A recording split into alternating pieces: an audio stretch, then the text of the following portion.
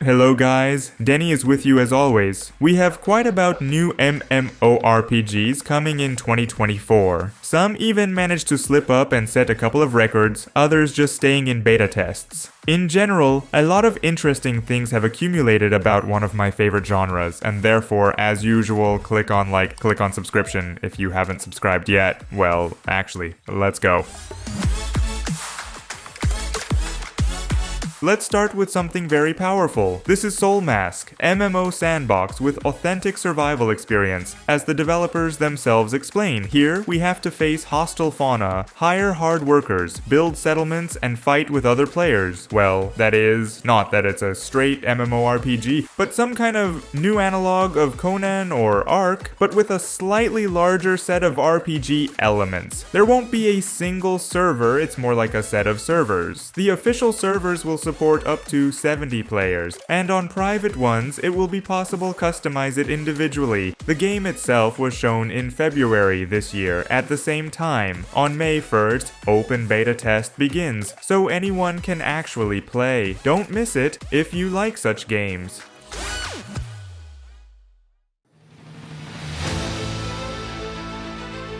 Oh, but I got into this thing right after release. By the way, yes, it came out and also cross-platform right away so that you understand the online global version of the game has reached 400,000 players. The main feature of the game is the blockchain. That is, yes, you can place crystals in the game, then exchange it for a cryptocurrency and withdraw it. And the second feature is a farm. Well, such a farm that your character farms himself and does it 24/7 without stopping. Yes, the game can play itself, and you can go care about your business. I won't say that it's very bad because you kill 2 birds with 1 stone, and that's it you have time to do and play the game. But you can forget about some kind of powerful direct immersion. Otherwise, everything is standard here. Farm, upgrade, daily quests, world bosses, and other activities. And yes, there is an open world PvP here. That is, in principle, anyone can kill you anywhere, which is quite fun.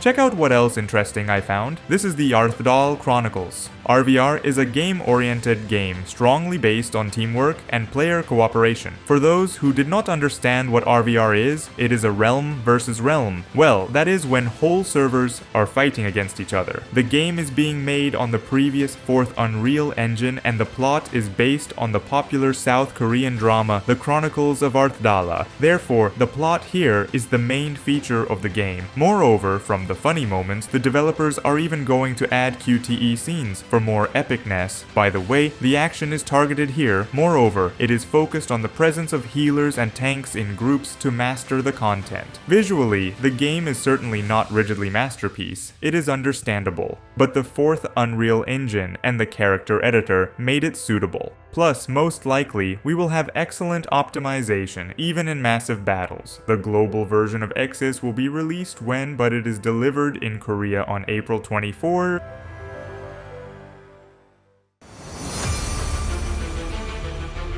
The new MMORPG Throne and Liberty can deservedly be called long-suffering game. Several restarts, a change of the development team, players' dissatisfaction with what they saw in the first tests, a lot of rumors, leaks, and forecasts of various problems. The game was released in Korea, and although the game turned out to be unrealistically beautiful, it's just cool. For some unknown reason, average online is low. At the same time, the developers do not sit still and improve the game, including the global version. Not so long ago, the second presentation of the global version was released with new gameplay events, world bosses, arch bosses, 2 sieges, and other cool stuff. The global version will be released by Amazon. They can fix 90% of the online output thanks to New World, retaining players, importing content, and eventually making the game interesting. At least the same New World doesn't feel bad right now. In general, we are waiting for what will be on the release. No more tests are planned, but there is still no date.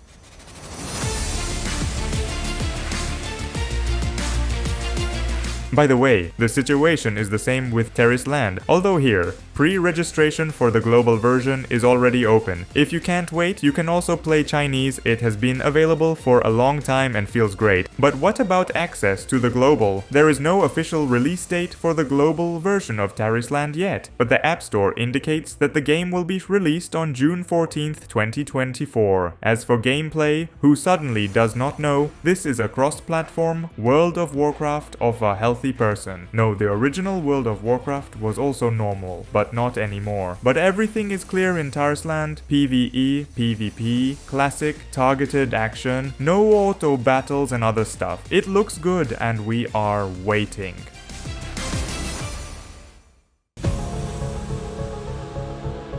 But Reign of Guilds has already been released. This is a full-fledged MMORPG, which takes place in the dark magical Middle Ages. There is a dynamic combat system on board with a non-target and friendly fire enabled, loss of loot and experience after death depending on the character's karma. To suck you up for a long time, there is multi-stage crafting, a developed economy, and an advanced guild system. But there is another feature here, especially in terms of social interactions. There are 60 castles in the game which affect the capture of 14 counties, and only counts can fight for the title of king to get unique rights on the server, like in a full-fledged, brutal, almost realistic Middle Ages. Unfortunately, the online current is not very big.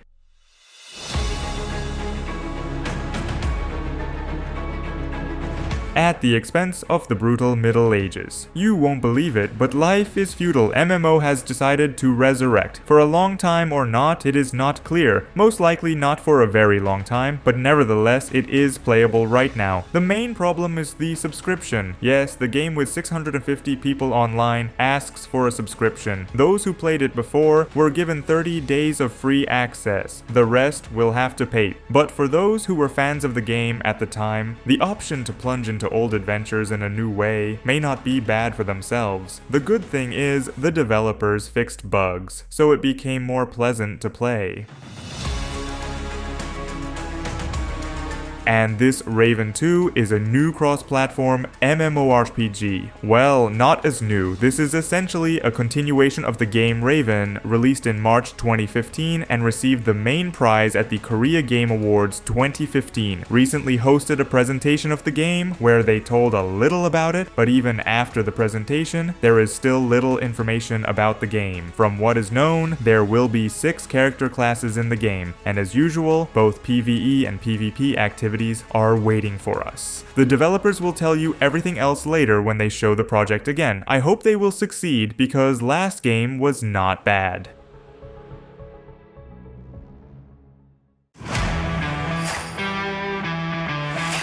But here, you don't need to wait. This is Hit 2, which took off in Japan, then China, and systematically expands horizons. So, you see, it won't be far from the global version. As we are already used to, this is another cross-platform MMORPG. The game takes place in a large fantasy world, with a bunch of standard activities for the genre, including large-scale PvP, sieges, and world bosses. Visually, it looks more than pretty, and funny thing, the Japanese and Korean versions differ from each other.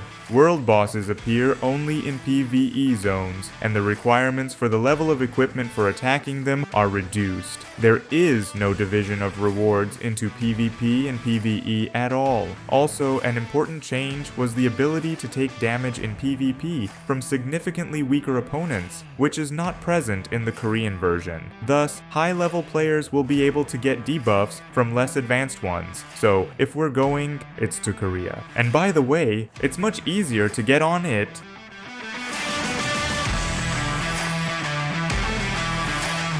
Well, a few words about the upcoming QuinFall, which is about to start closed beta test. The developers have collected applications, and now they plan to invite 10,000 people to test the game. QuinFall looks honestly quite good. There is a semblance of a semi-targeted action game, and a bunch of different non-standard activities. There are clan lands, home ownership, and even construction, which was practically not in full-fledged MMORPGs. The game is planned to be very social, as you understand, so there will not be enough enough tasks for the co-op like construction and clearing of various dungeons. Well, considering the huge size of the map here, we are waiting for something at the level of the Archwedge with farms, only in much larger territories. In general, it looks interesting. Let's see what happens on the test. Well, that's it for today. I hope you have noticed something interesting for yourself, and therefore you have spent time on likes and subscriptions too. Well, Dennis was with you as always, and all the best.